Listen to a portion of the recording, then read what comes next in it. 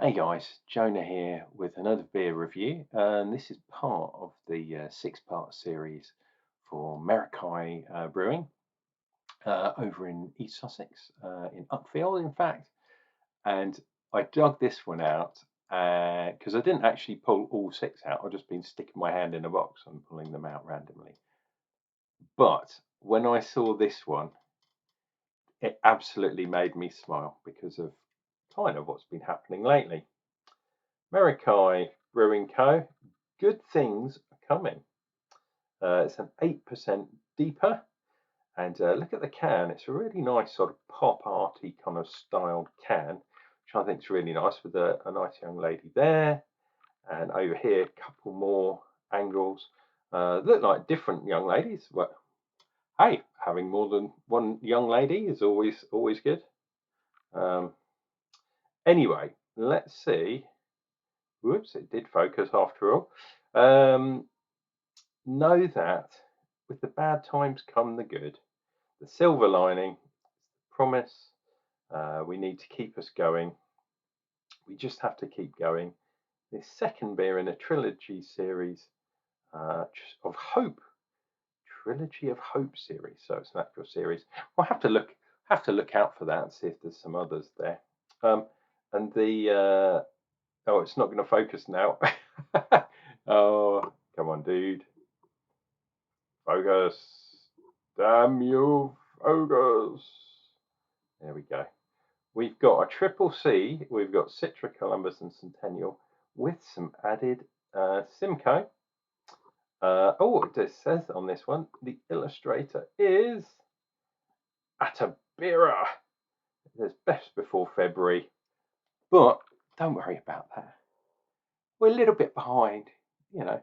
I'm sure I'm going to take that into account. But the beer I had the other day was absolutely gorgeous, like these young ladies on the can. So I'm hoping this one is gorgeous too. And I'm more worried about exploding cans than anything else.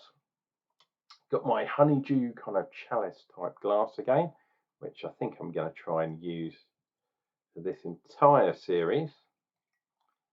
And for those of you that don't often follow my channel or don't know about such matters, a DIPA beer, DIPA, it's a double IPA. So it tends to be slightly stronger. There we go. Good things are coming. And yeah, DIPA stands for double IPA. So stronger, everything's a bit more kind of in your face. And look at that, cloudy as anything. That looks like a kind of grapefruit juice. Right at the bottom, you might be able to see through where the glass tapers off and there's less kind of stuff going on. Head-wise, we are looking half a finger's head, something along those lines. Lovely, lovely white bubbles. And I'm getting lots of nice citrus. I'm obviously getting that kind of orangey, blood orange thing that comes from the Simcoe. Citra is going to give greenery. But I don't get that really on the nose, which is interesting. What was the other one? Columbus. I used to use Columbus when I was making my home brews. And Centennial, my absolute favourite hop. Yes, we're getting that kind of blood orange, but we're also getting a tiny bit of kind of lemony kind of zestiness. The kind of grass or the dank, the kind of citra type things, the greenery, not getting the nose, pardon me, and I haven't had any beers yet today. And the Centennial, yeah, I'm not getting that. Perhaps a tiny bit of kind of mixed in peachy kind of goodness, don't know. Anyway, guys, this time next year we'll be millionaires. Good things are coming. I will definitely drink to that. Cheers and beers, everyone.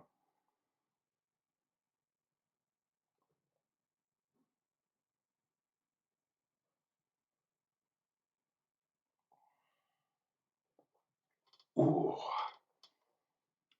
a lot of hops, a lot of resin up front. Oh, a bit of chewiness as well. I will try and focus in a minute on the ingredients. But yeah, that's like chewy, sort of chewy goodness.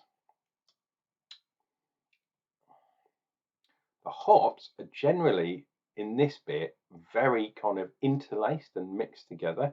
So as opposed to individual kind of tastes, I'm just getting a wall of hops. I'm also getting quite a strong alcohol. Did I say 7? This is an 8% beer, so absolutely ridiculous ABV. But I am getting that on the tail end. Let's see if I can dive in and get some more hoppage.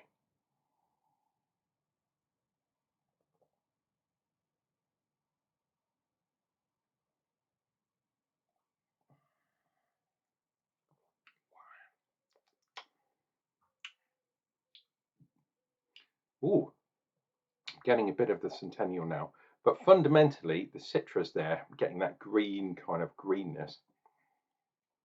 And then in the aftertaste, I'm picking up those kind of bubblegummy type things. And then there's a little bit of that kind of oranginess in the background. I wonder if the Columbus is adding to that kind of green, kind of danky thing that's going on.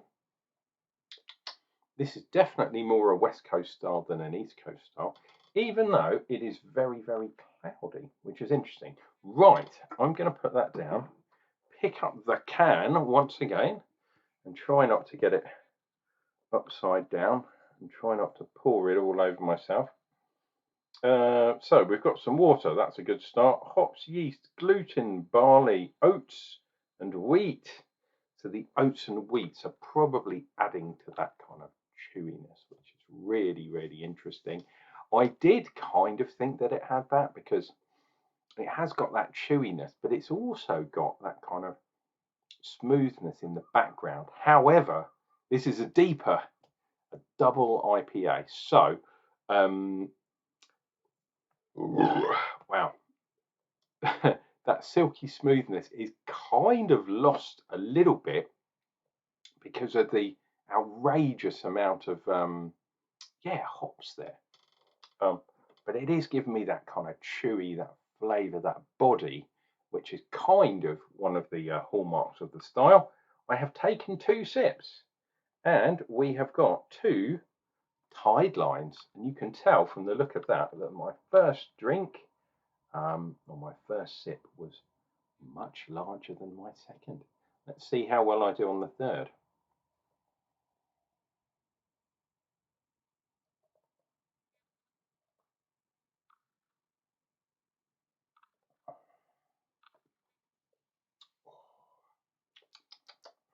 Yep, there we go. 3 sips, 3 lines. That is a very, very good sign of kind of head retention, which kind of balances, or comes, I should say, with body as well. So the addition of the oats, the addition of the wheat is definitely going to help with that head retention. It has kind of disappeared. You can see the bottom there, kind of going. However, with a beer like that, I'm not going to complain. Should I be drinking it this fast on camera, an 8% beer? Well, I've had like 10% beers this year already, so why not? Why not? But this is definitely a good one. This is definitely, like I say, West Coast style. The double IPA or the triple C hops is also a kind of West Coast thing.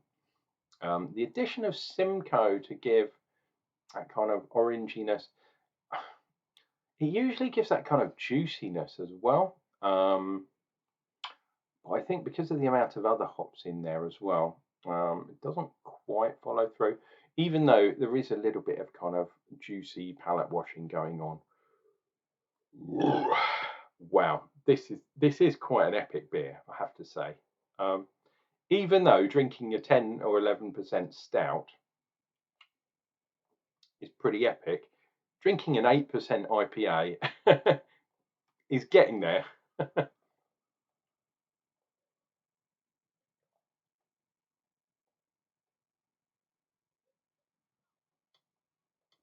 And there we go, finished off. There's the fourth line. 1, 2, 3, 4 lines, 4 sips, and that beer is gone. Absolutely fantastic beer. I'm really liking the artwork as well. That young lady looks very nice. Merakai Brewing Co. Good things are coming. I'm still not 100%. Ooh, that's that way around, isn't it? Yeah, 100% sure why they put the logo that way round and everything else that way round. I guess it adds to the interest, makes things yeah, slightly easier to look at, especially when you've got an empty can or when you've got a 100% full can. I wonder if it lines up with, let me see. So there's my glass. So if I'm there we go. That does line up. So, don't know if you can see that, but where the actual hole of the can is, when I was pouring, you probably got a very good look at the logo. That is very clever.